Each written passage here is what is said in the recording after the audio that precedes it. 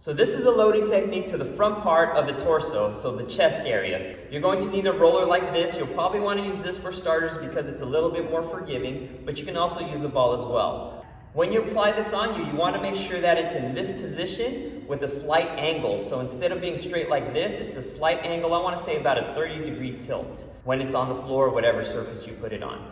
My chest area right on top of it. From there, I'm going to roll back and forth. So now I'm going towards my shoulder until I feel the load. I feel the load roughly about there, and I'm going to hold it. So there's two techniques you can try. The first one is the seek and destroy.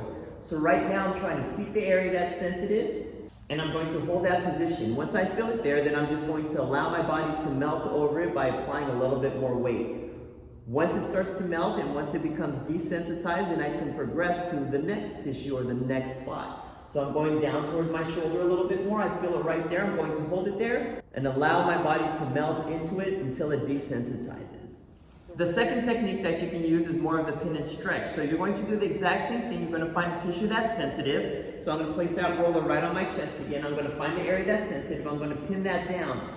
Once I pin that down, then what I'm going to do is I'm going to take my bicep and I'm going to try to face it up towards the ceiling. So my palm, my bicep, that whole up front arm is facing up towards the ceiling while I'm applying the load. And I'm just going to hold that position. And then I'm going to bring it back. I'm going to find another spot and repeat the process. I'm going to roll my entire arm upwards so my forearm, my bicep are pointing up towards the ceiling.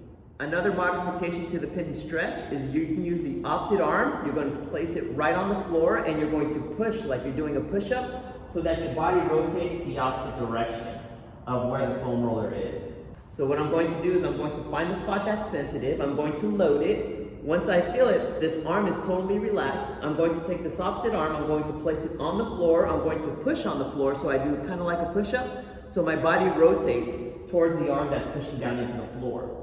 That is actually going to stretch out the tissue in that chest area. Then you can hold that there for a moment and then slowly lower it back down. So this is a different angle to see exactly what's happening. So I'm placing this arm out. I'm going to find the area that's sensitive on my chest. I'm going to pin that down, hold that there, and pushing up. I didn't show this method, but you're more than welcome to do this as well, is you can hold that position with the arm that's out. You can actually do a snow angel motion. So I'm going up a little bit like a jumping jack, and then I'm slowly lowering it back down to starting position. So now there's three ways that you can pin and stretch. The first way again is holding that position and turning the bicep in and up towards the ceiling. The second way is doing more of the static position with the arm and then pushing, doing a push-up with the arm.